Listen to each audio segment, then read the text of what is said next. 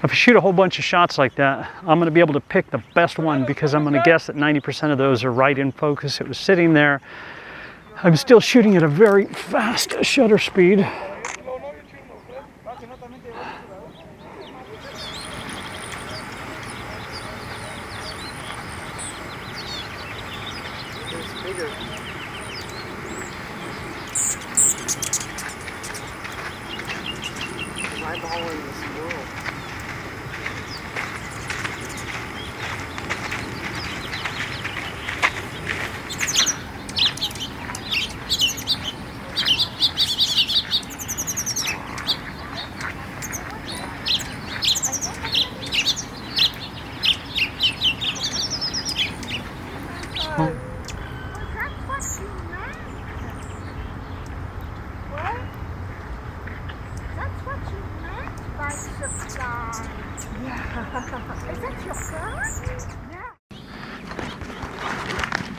Check, check, test, 1, 2. Hopefully everything is recording nicely and I'm being picked up.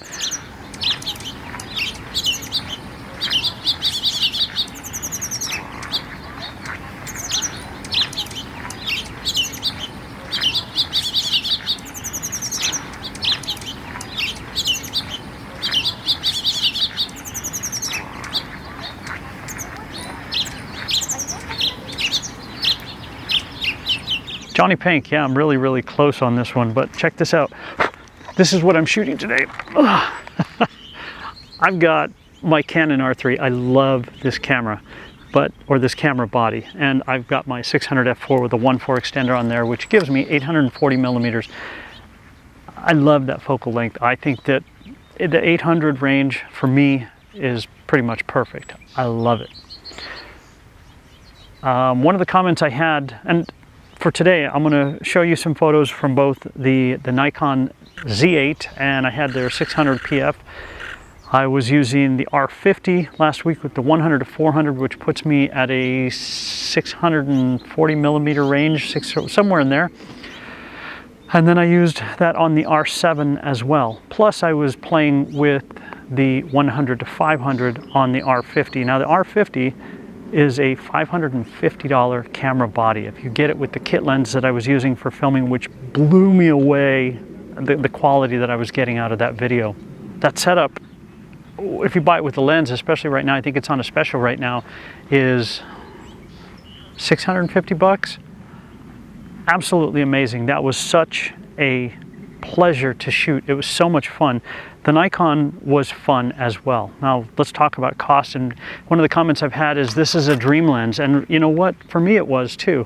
The reality is, after having shot all of this different stuff, the best lens, as I've said, is always the lens that's in your hand. The drawback to this is I don't have a shorter minimum focus distance, so I do have to be standing back. Does it produce amazing photos? Oh yeah, it does.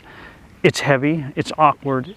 I'm hand holding everything today, but for whatever you're doing and you're just going out to have fun, is it $13,000 worth of fun more? Does it give you, are your photos $13,000 more better? I don't think so. So there's advantages, there's trade-offs. Yeah, it's nice to have it, and I feel fortunate that I do have it.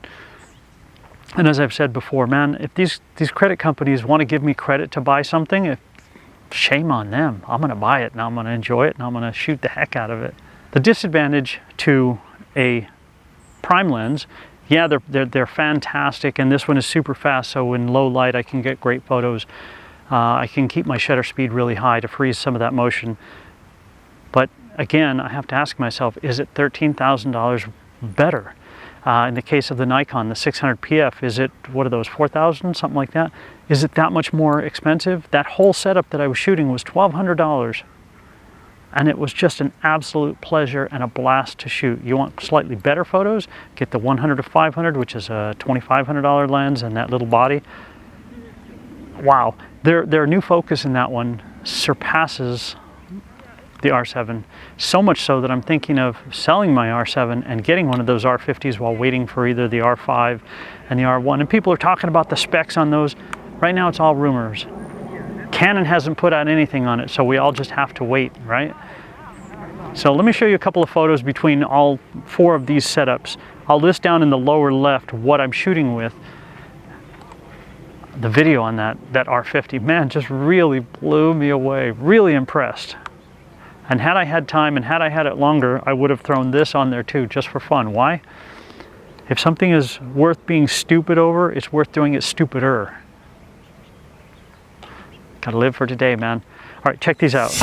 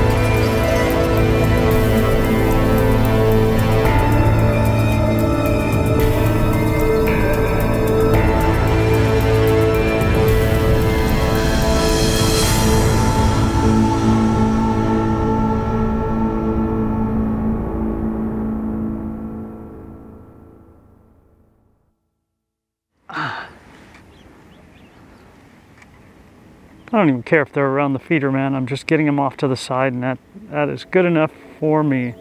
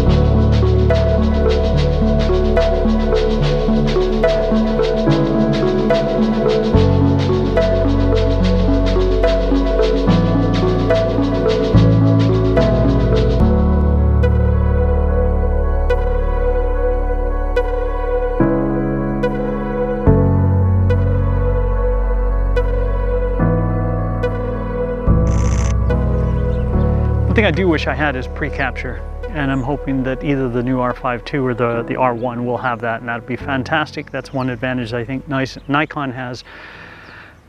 There's no perfect setup. Each one has advantages and disadvantages.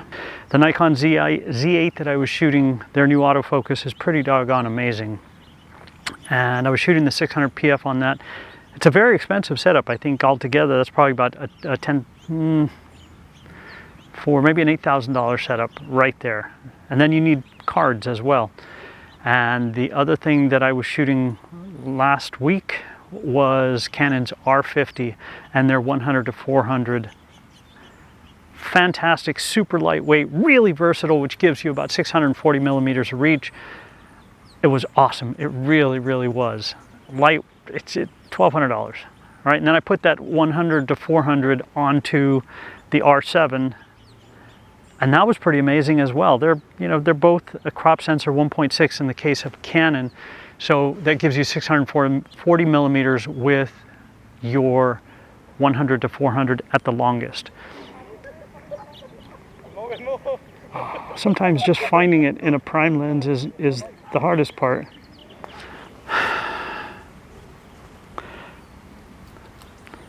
First, let me say thank you to you guys for letting me share with you. I really appreciate it. All this is a lot of fun, and I do it because it's fun. I get to share, which is even better. Little hummingbirds, there's a feeder that's directly behind me, and I'm so excited. If you stand by the water and you just wait, I was able to get a bunch that were floating near the water. They kept coming back, which was phenomenal. So I hope you enjoyed that. Please, the only thing I ever ask is give it a thumbs up. If you're interested in what filters I use, I'll link a video over here for that one too. Those things are fantastic. They're magnetic, so they just pop right on, and that's pretty cool. I do use variable ND filters as well for video like this. I'm not sure if the video from the R7 is in focus, but what really impressed me with the R50, especially with that price, is that video is so sharp and so clear. So I will probably start using that instead of my old Sony. I don't know that I'll sell my old Sony because it's not really worth anything. But even still, man, there's no perfect setup. This one has serious disadvantages of the weight. It's been about an hour and a half and my arm is just shaking like crazy from hand holding so much. But it's easier than bringing along a gimbal and everything to go with it. No matter what you shoot, have fun. If you have questions, leave them down below. Comments, leave them down below. Again, please give it a thumbs up. Hit the subscribe button if you have not. You're welcome to do that. It's free. It doesn't cost you anything. And it tells YouTube that something I did was kind of cool and somebody enjoyed it. Thank you, thank you, thank you for letting me share with you guys. You have a fantastic day out there, whatever it is you're going to do. JonnyPink, I'll see you guys. This camera I can fade out on. So if it's out of focus, you're going to see an out of focus fade. Ready? Go.